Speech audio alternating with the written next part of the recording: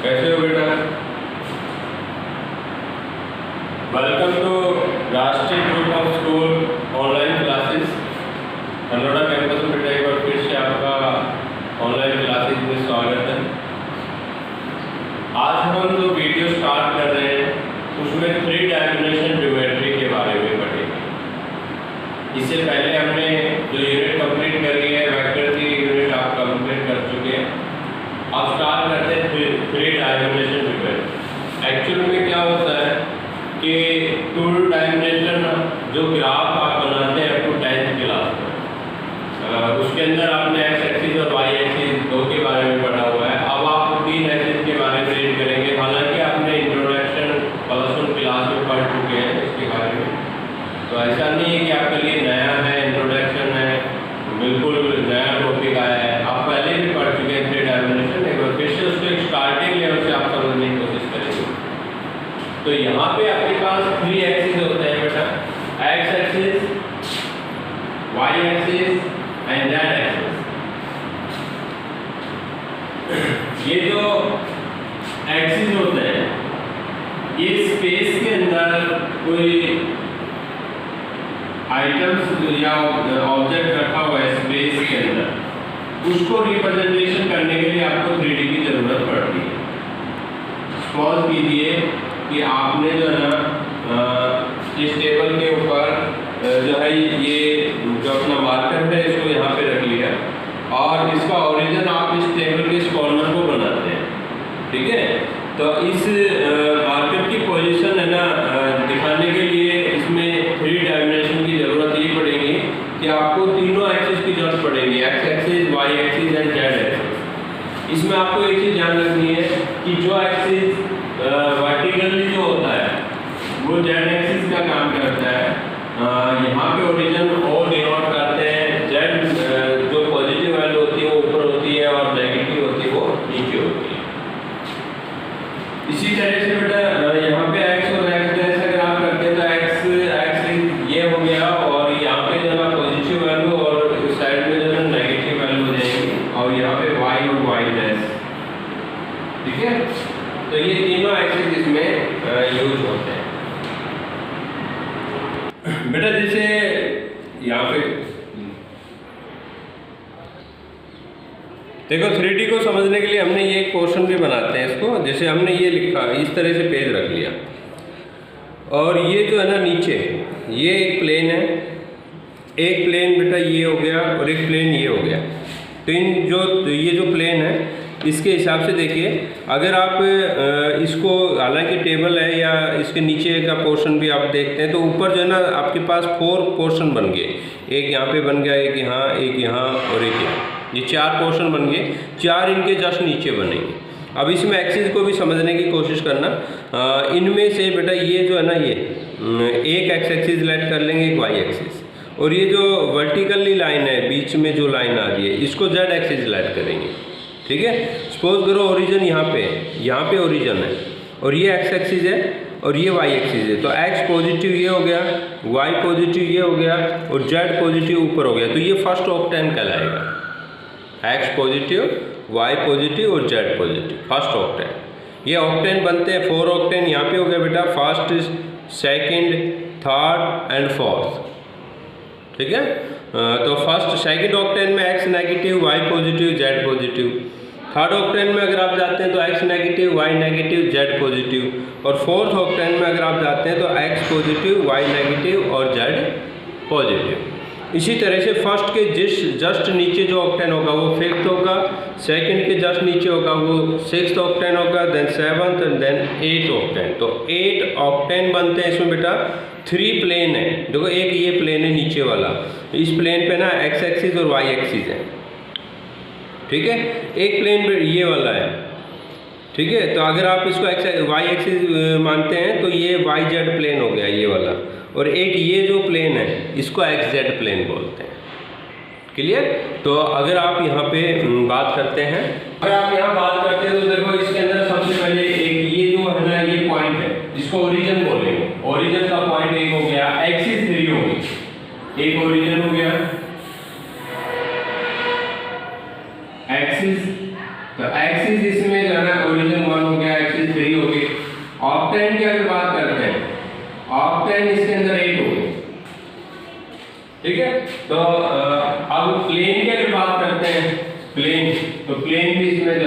3 बनेगी। अब जैसे ये कि मैंने यहाँ पे एक डायग्राम बनाया हुआ है, इसमें आप पॉइंटों के कोऑर्डिनेट समझने की कोशिश करेंगे कि किस तरह से आप इनमें पॉइंट के कोऑर्डिनेट आप लिख पाएंगे या उसको इंडिकेट कर पाएंगे। अब जैसे इस डायग्राम में सबसे पहले ओरिजिन की बात करते हैं। ओ जो लिखा हुआ है, ओ के कोऑर्डिनेट जो है ना सभी को पता है, ओरिजिन पे जो है 0 0 0। अगर 3D है तो डबल 0 हो गया, 2D होता x एक्सिस y एक्सिस तो वहां पे 0 0 कोऑर्डिनेट होगा। तो यहाँ पे जब भी कोऑर्डिनेट आप दिखाएंगे तो यहाँ आपके पास 3 कोऑर्डिनेट होंगे, x कोऑर्डिनेट, ठीक है, x coordinate, then y coordinate and z coordinate. तो 3 कोऑर्डिनेट जब आप दिखाते हैं तो ओरिजिन की अगर बात करते हैं तो इसका कोऑर्डिनेट होगा 0 0 0, यानी ओके अगर कोऑर्डिनेट की बात करें यहाँ पे तो that will be 0 0 0। Point A point lie on x axis, जो पॉइंट एक्स एक्सिस पे लाई होगा उसमें y और z की वैल्यू 0, समझ रहे हो? एक्स एक्सिस पे अगर कोई वैल्यू है तो उसमें a के जो कोऑर्डिनेट बनेगा वो a 0 0। जनरल पॉइंट आप a ऐड कर लेते हैं, ये डिस्टेंस है तो ये इसके जो कोऑर्डिनेट है वो a 0 0 है। सेम इसी तरह c point I on y axis, तो c के जो कोऑर्डिनेट है ना वो 0 a 0 बनेगा, 0 a 0, क्योंकि that lie on y axis. तो y एक्सिस का जो पॉइंट है आपका इस डायग्राम के अकॉर्डिंग मैं बता रहा हूँ, ये इधर इस साइड में अगर होता तो यहाँ पे y डैश की तरफ अगर होता तो ये नेगेटिव हो जाएगा, उधर होता तो वो नेगेटिव हो जाएगा एक्स एक्सिस पे, तो नीचे की तरफ अगर कोई पॉइंट z एक्सिस पे होगा तो वो वैल्यू नेगेटिव है, ठीक है। तो c के बाद अगर आप बात करते हैं r कोऑर्डिनेट की, तो r coordinate lie on z axis, so that coordinate is 0 0 a। तो देखो हमने अभी यहाँ पे 4 कोऑर्डिनेट लिखे, जिनमें एक ओरिजिन का हो गया और ये तीनों पॉइंट लाई ऑन एक्सिस है। लाई ऑन एक्सिस मींस कोई x एक्सिस पे है, तो कोई y एक्सिस पे, कोई z एक्सिस पे। तो इस तरह से आप इनके कोऑर्डिनेट लिखेंगे। x एक्सिस पे अगर कोऑर्डिनेट है तो वहां पे x की वैल्यू जो पॉइंट है वो होगा, बट y और z 0 होगा। ये आपको देखना है कि जो पॉइंट x एक्सिस पे होता है उसमें y और z की वैल्यू 0 होंगी, जो y एक्सिस पे उसमें x और z कोऑर्डिनेट 0 होंगे, जो z एक्सिस पे उसमें x और y कोऑर्डिनेट 0 होंगे, है ना। इसी तरह से अब बात करते हैं एक्सिस पे जितने पॉइंट थे वो इस डायग्राम के अकॉर्डिंग क्लियर हो गए। अब बात करते हैं b कोऑर्डिनेट। देखो b कोऑर्डिनेट यहाँ लिखा हुआ है, b पॉइंट यहाँ लिखा हुआ है। ये जो b पॉइंट है ना, ये इसको जो है ना आप, क्योंकि ये जो xy प्लेन जो है, xy प्लेन जैसे अभी हमने टेबल पे बताया था, तो टेबल का जो बेस था वो xy प्लेन है, तो ये point lie on xy plane. तो xy प्लेन में जब भी आप कोऑर्डिनेट लिखेंगे तो उसमें आपको ये ध्यान रखना है कि x और y की तो वैल्यू होंगी, जहाँ पे भी वो पॉइंट है जितना डिस्टेंस है x एक्सिस और y एक्सिस से वो तो वैल्यू होंगी, बट z कोऑर्डिनेट यहाँ पे 0 होगा, क्योंकि ये पॉइंट ना तो ऊपर है ना नीचे, xy प्लेन के ऊपर लाई कर रहा है। तो जो पॉइंट xy प्लेन पे लाई करेगा वहां z कोऑर्डिनेट विल बी 0। अब बात करते हैं q पॉइंट की। पॉइंट q इसमें ना यहाँ पे इंडिकेट किया गया है, जिसको अगर आप शो करते हैं तो यहाँ पे z एक्सिस और x एक्सिस यानी x z प्लेन के ऊपर ये लाई कर रहा है, x z प्लेन के ऊपर। तो जैसे q पॉइंट इसमें मैं यहाँ पे दिखाता हूँ, तो इसको यहाँ से जो नहीं, तो ये जो q पॉइंट है ये x z प्लेन पे, इसमें y, क्योंकि x z प्लेन जो है ना ये वाला प्लेन हो गया, तो इस प्लेन पे जो ना y ना तो इस तरफ पॉइंट है ना इधर को पॉइंट है ना, तो वो फिर y यहाँ पे ना 0 हो गया। तो जो point line on xz plane पे है तो x की वैल्यू y की वैल्यू 0 होगी और x और z की जो भी कोऑर्डिनेट होगी वो इसमें वैल्यू बन जाएगा। इसी तरह से बात करते हैं s पॉइंट की। तो जो s पॉइंट लाई है ना, s पॉइंट वो y एक्सिस और z एक्सिस यानी yz प्लेन के ऊपर ही है, तो इसको जो आप शो करेंगे yz से आप शो करेंगे। तो जो point lie on yz axis पे s पॉइंट, तो उसके कोऑर्डिनेट क्या होंगे 0 a a। अब बात करते हैं पॉइंट p की। तो p point lie on first देखिए यहाँ पे ए से भी डिस्टेंस मेजरमेंट की है, एक्स एक्सिस से भी, वाई एक्सिस से भी इसकी डिस्टेंस और जेड एक्सिस से भी, ठीक है। तो ये लाई ऑन फर्स्ट ऑक्टेन, तो फर्स्ट ऑक्टेन में आपने जो पी की कोऑर्डिनेट लिखेंगे तो यहाँ तीनों एक्सिस का कोई ना कोई रोल होगा इसको डिनोट करने का। तो कहने का मतलब ये हुआ कि पी के कोऑर्डिनेट इसमें ए। तो ये हमने एक जनरली वो पॉइंट लिया है कि अगर एक पॉइंट आपके पास फर्स्ट ऑक्टेन में हो पी, तो फिर उससे अगर एक क्यूब का शेप बनाया जाए, यानी हर प्लेन पर हर एक्सिस पर परपेंडिकुलर डाला जाए, तो जो दो पॉइंट आएंगे उनके कोऑर्डिनेट क्या होंगे, तो वो आपने यहाँ पे इस डायग्राम में समझने की कोशिश की है और इसमें देखा है। तो बेटा इसमें जो है ना आपको ध्यान ये रखना है मेन कि इसको आपको बिल्कुल समझ के करना है कि आप इसमें एक जनरल बात ऐसी सोचने की कि जो पॉइंट किसी भी ऑक्टेन में, तो उसमें तीनों दो कोऑर्डिनेट है एक्स वाई और जेड, तीनों की कुछ ना कुछ वैल्यू होंगी जो किसी ऑक्टेन में। अब वो वही फर्स्ट ऑक्टेन में है तो तीनों पॉजिटिव वैल्यू होंगी, सेकंड ऑक्टेन में चला जाता है तो फिर एक्स नेगेटिव है ना, एक्स आपके पास नेगेटिव हो जाएगा, वाई पॉजिटिव और जेड पॉजिटिव। थर्ड में आपके पास उधर जो पॉइंट जाएगा वो थर्ड ऑक्टेन में चलाएगा जिसमें X negative Y negative Z positive. Fourth octant आपके पास इस साइड में आएगा है ना, इस साइड में जो आएगा उसके अंदर आप क्या करेंगे एक्स पॉजिटिव वाई नेगेटिव और जेड पॉजिटिव। और फिर ए जैसे फोर ऑक्टेन के ऊपर बन गया, फोर ऑक्टेन जस्ट उससे नीचे बनेगा, ठीक है। तो जो पॉइंट किसी भी ऑक्टेन में लाइए वहां उनकी कोई ना कोई वैल्यू होगी। जो प्लेन के ऊपर है, ये तीनों पॉइंट किसी ना किसी प्लेन पे थे, जैसे बी पॉइंट था, B point X Y plane पे था तो यहाँ जेड कोऑर्डिनेट 0 होगा है ना। इसी तरह क्यू जो पॉइंट था वो एक्स जेड प्लेन पे था तो यहाँ वाई की वैल्यू 0 होगी, ठीक है। S point lie on S point जो है यहाँ पे वो वाई जेड प्लेन पे था तो एक्स की वैल्यू 0 होगी। और ये जो तीनों पॉइंट थे, ये तीनों पॉइंट एक्सिस पे लाई थे, एक्स एक्सिस पे, वाई एक्सिस पे, जेड एक्सिस पे। तो जो पॉइंट एक्स एक्सिस पे लाई हो रहा है वहां पे वाई और जेड की वैल्यू 0 है। इस तरह आपको इसको समझने की कोशिश करना है। जो ओरिजिन है वहां तो सारे 0 है, ठीक है। फिर ये जो कुछ फॉर्मूले हैं, डिस्टेंस फॉर्मूला, सेक्शन फॉर्मूला, ये इसमें भी यूज होते हैं। वेक्टर में भी आपने ये पढ़ा है ना, वही है जो 10th में आपने पढ़े हैं, +1 में पढ़े हैं। भाई 3D का ये है कि एक कोऑर्डिनेट आ गया, यहाँ पे एक पॉइंट एक्स्ट्रा आ गया, तो ये आपको वही कॉर्नर है। ये तो इंटरनली अगर डिवाइड करता है, ये एक्सटर्नली ये मिड पॉइंट का सेक्शन फॉर्मूला दी हो गई, ये डिस्टेंस फॉर्मूला हो गया x2 - x1 whole square y2 y1 whole square z2 whole square. तो इस तरह के इसमें बेटा कुछ क्वेश्चन है, कुछ फॉर्मूले हैं जिनको आपको देखना है और समझने की कोशिश भी करना है। अब मैं एक चीज बताता हूँ कि जैसे कोई लाइन के बारे में आप पढ़ेंगे 3D में बेटा आपके पास 2 पोर्शन में क्वेश्चन होगा, एक लाइन और एक प्लेन। तो प्लेन का टॉपिक बाद में आएगा, पहले लाइन का आएगा। अब एक लाइन होती है, लाइन का जो है एक इक्वेशन लिखी होती है, डायरेक्शन रेशियो की बात करते हैं, direction ratio of line.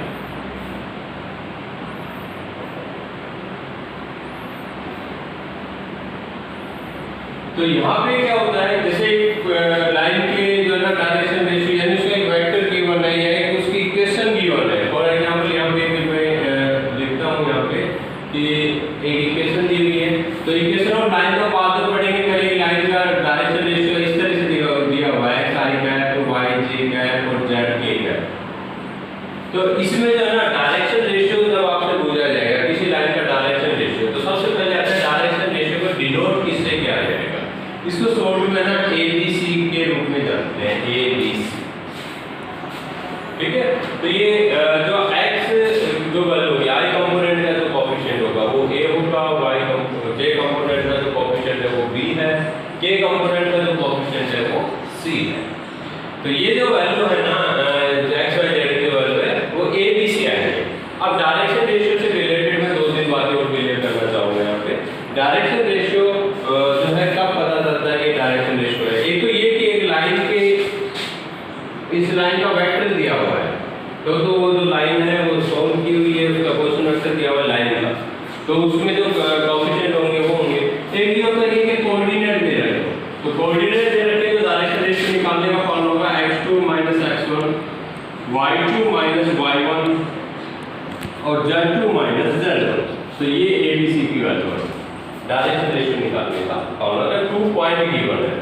Vector में हम पढ़ चुके हैं, कोई नया काम नहीं है बेटा, हम ऑलरेडी इसके बारे में डिस्कस कर चुके हैं। मैं फिर से मैं बता रहा हूँ क्योंकि ये जो ना स्टार्टिंग वही से थोड़ा रिलेटेड है। मैं यहाँ एक बात और बताता हूँ। फॉर एग्जाम्पल आपके पास एक वेक्टर, एक लाइन का पोजीशन वेक्टर दे रखा है 4i है प्लस 8j है और प्लस 12k है। ये एक ही लाइन का वेक्टर भी हो, पोजीशन वेक्टर ऑफ लाइन। अब बात ये आती है कि इसमें डायरेक्शन रेशियो क्या होता है। देखो रेशियो का सभी को पता है, रेशियो क्या होता है। रेशियो एक शॉर्ट फॉर्म में होता है जो कैलकुलेट करने के बाद आता है। अगर आप यहाँ डायरेक्शन रेशियो इसको लिखते हैं 4, 8, 12, तो ये डायरेक्शन रेशियो रोक तो नहीं है, बट इसको आप शॉर्ट में लिख सकते हैं। डिवाइड बाय 4 करके आप इसका डायरेक्शन रेशियो लिख सकते हैं 1, 2, 3। ये इसका डायरेक्शन रेशियो है, क्योंकि रेशियो का मतलब ये हो गया है इसको शॉर्ट करने के। अच्छा, वेक्टर को डिवाइड नहीं करना है। आप पहले तो दिमाग में ये होता है कि AB वेक्टर अगर ऐसे लिखा है तो आप इसको यूं लिख सकते हैं AB vector is equal to I है 2j है प्लस 3k है। तो बेटा यूज कहाँ पे है ये चीज आपको देखना। अगर वेक्टर ट्यूशन में यूज हो रहा है तो वेक्टर को चेंज नहीं करना है, हाँ उसका डायरेक्शन रेशियो निकालना है।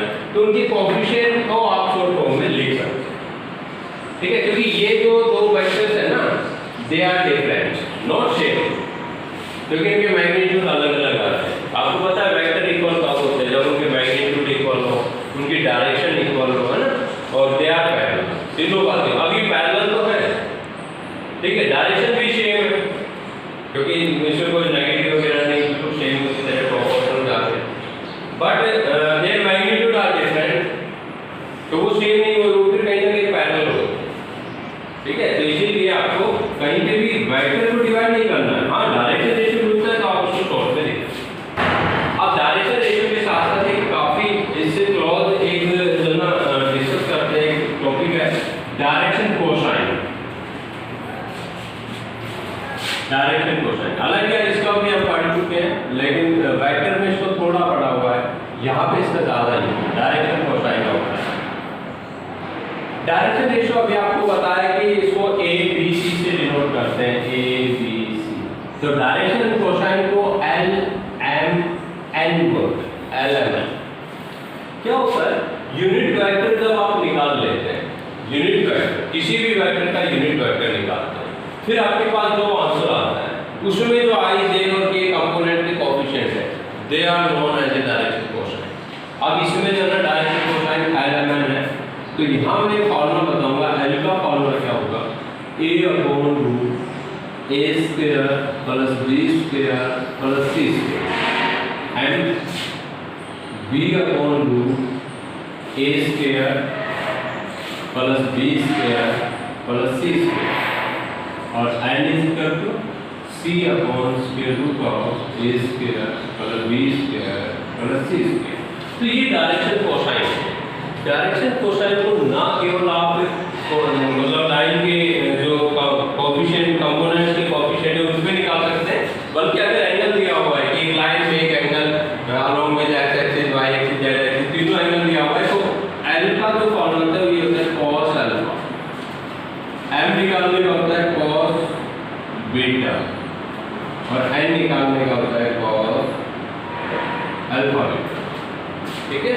और डायरेक्शन रेशियो का लाइन के साथ एक रिलेशन भी होता है कि L² plus N² plus N² is equal to 1। ये तो आपको पता है यूनिट वेक्टर।